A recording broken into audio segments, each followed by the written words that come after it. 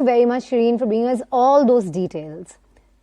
Now we have some news coming in from Prayagraj. BJP leader's son attacked with a bomb in Prayagraj. The assailants hurled 2 bombs at the car of the woman leader's son.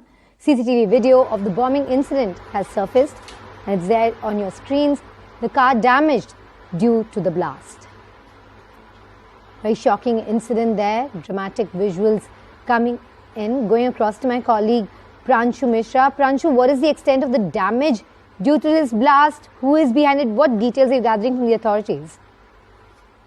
Well, see, it's a case of personal rivalry between the two sides in Prayagraj, and one side, of course, is associated to the BJP. The victim in this case, the 20-year-old boy, his mother is a member of the Bharatiya Janata Party, a local level leader, and that's the reason why this case has suddenly become very important. In this footage, we clearly see that the occupants of the car, which also included the BJP leader's son, they had gone to visit a relative's house in Jhusi area of Prayagraj, and there in the wee hours there was these bombs hurled, or the crude bombs hurled on the car. Since the passengers were inside the car, they haven't sustained injuries, but the vehicle, of course, was damaged. And it seems that one of the assailants, at least, his father is a constable with Prayagraj police. So that makes it a bit more, sensational. On one hand, the victim side is associated with the ruling Bharatiya Janata Party. On the other side, one of the assailants is the son of a constable working with UP police. In this case, the case has been registered, while so far no arrests have been made. But what has surfaced is that there was a dispute between the boys a few days back, after which both the families have reached a solution. But it seems that the opposite side was still nurturing grudge, and that's the reason why this assault took place. But fortunately, no one has been injured in the attack. All right, but the intent was to bomb and kill, is it, Pranshu? Has anyone been nabbed yet? And also, can you take us through that conflict that you were mentioning between those assailants and the son of the woman leader? See, what was the intent, whether it was done with the sole purpose of, killing the occupants of the car, or it was just a threat, move. All this is part of the investigation. But FIR, of course, under Section 307, that is attempt to murder, that has been registered against the assailants.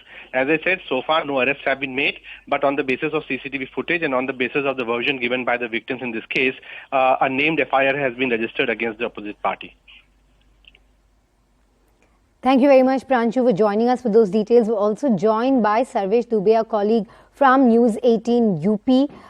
Sarvesh जी, आपके पास और क्या जानकारी है इस मामले के बारे में?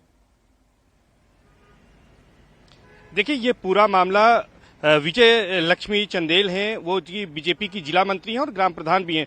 उनके बेटे से जुड़ा हुआ है।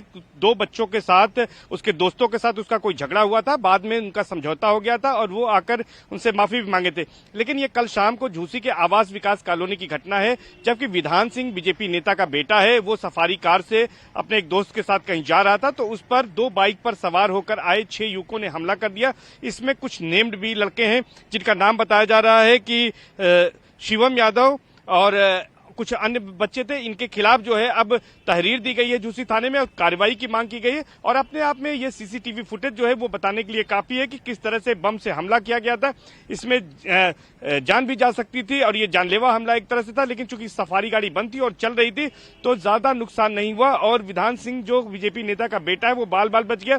अब इसमें कार्रवाई की मांग की जा रही है और प्रयागराज में ऐसे मामले तमाम देखे जाते हैं जबकि बमबाजी की घटनाएं होती हैं। अभी हाल में ही 24 फरवरी को उमेश पाल शूटआउट कांड हुआ था, उसमें देखा गया था कि किस तरह से गोलीबारी हुई थी और बमबाजी की घटना हुई थी। तो बमबाजी की घटना यहाँ पर आम है और लेकिन जिस तरह से ये घटना हुई है उसने तमाम तरह से सवाल खड़े किए हैं कि आखिर इस तरह से बेखौफ होकर कैसे बमबाजी हो रही है, कौन बमबाजियों को तैयार कर रहा है, बम के लिए तमाम सामान कहां से आते हैं, किस तरह से ये तैयार किए जाते हैं। तो पुलिस को एक एक्शन लेने की जरूरत है ताकि बमबाजी की तमाम जो घटनाएं हैं वो रोकी जा सके। और खास तौर से ये जो मामला है ये बीजेपी के नेता से जुड़ा हुआ है और अगर सफारी गाड़ी में नहीं होता उनका बेटा तो शायद है कि उसकी जान को भी खतरा हो सकता था। तो ये अपने आप में कई गंभीर सवाल खड़ा कर रहा है। अब पुलिस इस मामले में FIR रजिस्टर कर कार्रवाई करने की तैयारी कर रही है। जी, Thank you very much, Sarvesh, for joining us with all those details. Let's also listen in to that BJP leader whose son was attacked. ये तो आप बताएं। योजना नंबर 3 में मेरा बेटा गया था अपने मौसी के यहाँ, वहाँ पे गाड़ी खड़ी है और तभी बाइक से सवार तीन लोग की, उसमें तीन बच्चे हैं गाड़ी पे, गए हैं गाड़ी के सामने से ही और फिर लौट के आए हैं तो बम मार दिए हैं। इन्होंने एक कसर भी नहीं छोड़ा है हमारे बेटे का जान लेने के लिए। क्या रंजिश है ये पुलिस पता लगाए।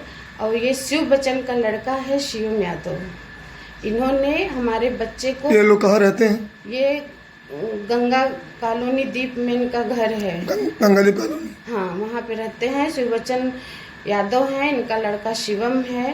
उनके पिताजी क्या करते हैं जी? दीवान है, इस समय कौशाम्बी में है। किस थाने पे है? अब ये इतना नहीं पता है। हमारे बेटे का जान लेने का। शिवम क्या करता है? शिवम यादव भी कुछ करता बता नहीं। कुछ नहीं करता है, वो पूरा एकदम गैंगस्टर अपना बना रखा है, बढ़िया से गुंडाई कर रहे हैं। और इस पे सख्त कार्रवाई होनी चाहिए। लड़के को तुरंत गिरफ्तारी होना चाहिए। ये इन्होंने असलहा भी लिए हैं। कितने लोग थे साथ में? 6 लोग थे। और किसी को जानती है? नहीं, और हम किसी को नहीं जानते, हम उसी को जानते हैं।